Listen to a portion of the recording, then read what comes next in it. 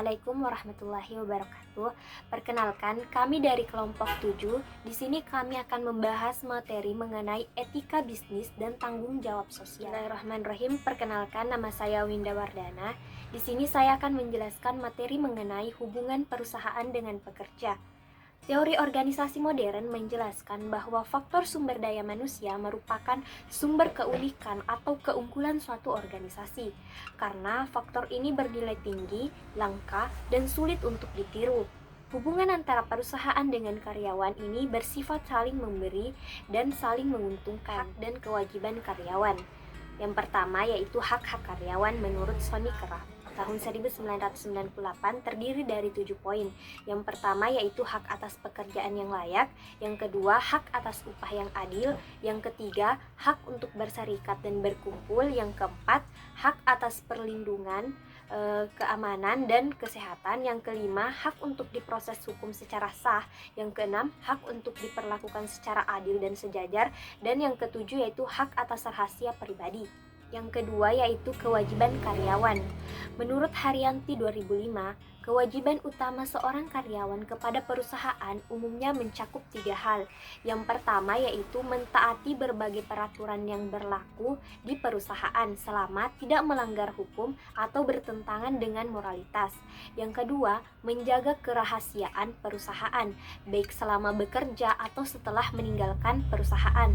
Dan yang ketiga, menunjukkan kesetiaan kepada perusahaan dalam bentuk dukungan terhadap kegiatan-kegiatan yang diselenggarakan perusahaan untuk mencapai tujuan perusahaan. Selanjutnya yaitu hak dan kewajiban perusahaan. Yang pertama itu hak-hak perusahaan. Dalam hubungan industrial, perusahaan berhak untuk yang pertama membuat perjanjian kesepakatan atau kontrak dengan karyawan. Yang kedua, melakukan tindakan pemutusan hubungan kerja atau PHK terhadap karyawan, terutama dalam kondisi yang tidak normal agar dapat bertahan. Yang kedua yaitu kewajiban perusahaan. Menurut Haryanti 2005, untuk menjamin terpenuhinya hak-hak karyawan, perusahaan berkewajiban untuk yang pertama, menghindari praktik diskriminasi, yang kedua, menjamin kesehatan dan keselamatan kerja, yang ketiga, memberikan gaji yang adil, dan yang keempat, memberhentikan karyawan dengan prosedur yang benar. Ya, baik. Bismillahirrahmanirrahim. Di sini saya akan melanjutkan materi dari teman saya, yaitu hubungan pekerja dengan perusahaan.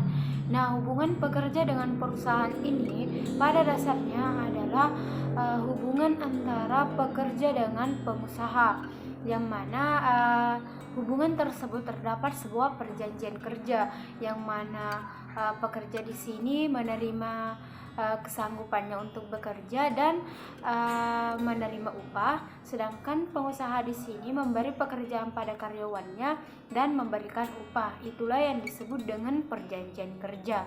Nah, adapun unsur-unsur hubungan kerja, yang pertama adalah unsur work, yang kedua yaitu unsur perintah, yang ketiga unsur upah, yang terakhir itu adalah waktu tertentu. Nah, adapun menurut Undang-Undang Nomor 13 Tahun 2003 yang mana tentang ketenagakerjaan, yang mana membahas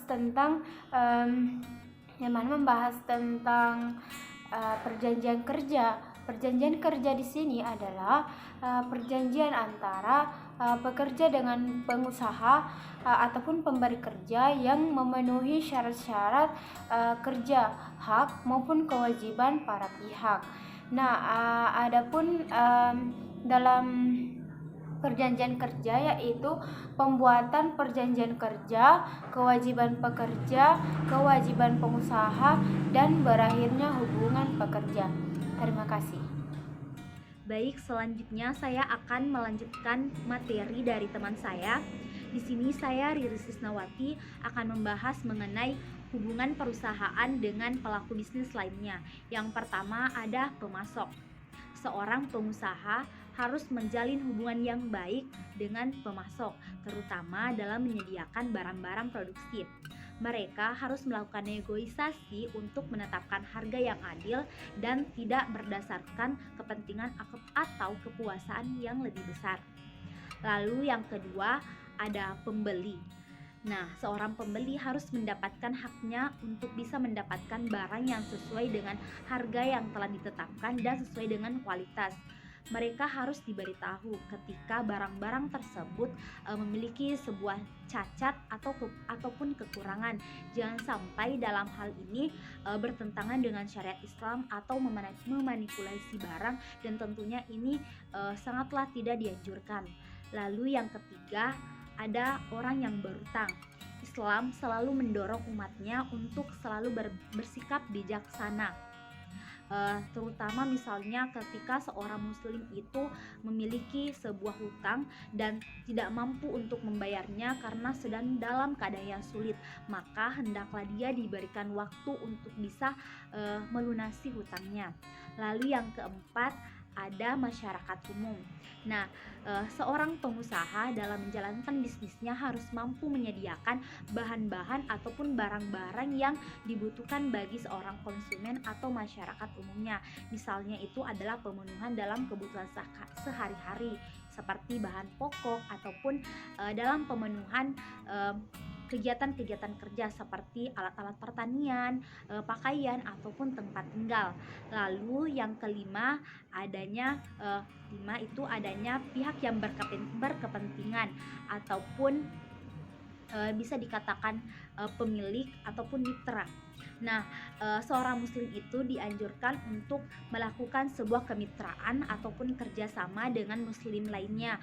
Misalnya itu dalam kegiatan berbisnis, mereka dianjurkan untuk saling bekerja sama, mencari keuntungan dan menjalin silaturahmi, seperti pada usaha atau kerjasama musyarakah dan mudharabah, di mana mereka dianjurkan untuk saling bekerja sama agar bisa saling menguntungkan dan mendapatkan kepuasan dalam menjalin bisnis tersebut.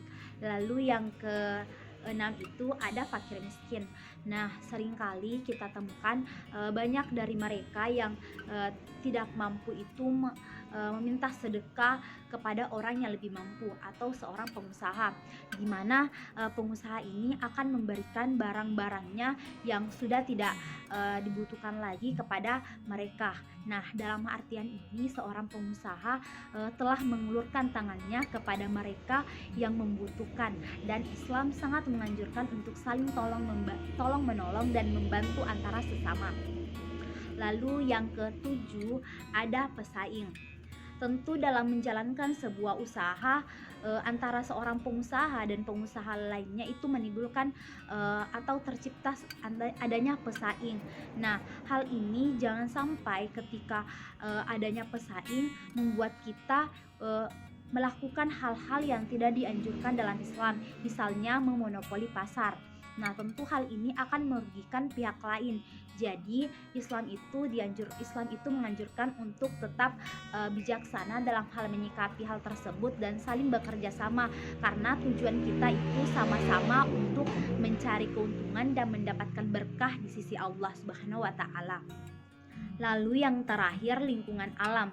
Kadang kita jumpai atau kita dengar terdapat sebuah perusahaan yang membuang limbah industrinya di sungai ataupun di udara. Tentu hal ini sangat tidak dianjurkan karena akan merusak ekosistem sungai dan lingkungan sekitar ataupun membuat lapisan ozon semakin menipis. Manusia dianjurkan untuk mengelola sumber daya alam yang tersedia dengan baik dan amanah tanpa merusaknya sedikit pun. Bahkan Allah berfirman pada surah Al-Baqarah ayat 30 yang artinya, dan ingatkah ketika Tuhanmu berfirman kepada malaikat, Aku hendak menjadikan seorang khalifah di muka bumi. Mereka berkata, apakah engkau hendak menjadikan orang yang merusak dan menumpahkan darah di sana? Sedang kami bertasbih memujimu dan mensucikan namamu. Dia berkata, sungguh aku mengetahui sesuatu yang tidak engkau ketahui. Baiklah, mungkin hanya itu yang sempat kami sampaikan.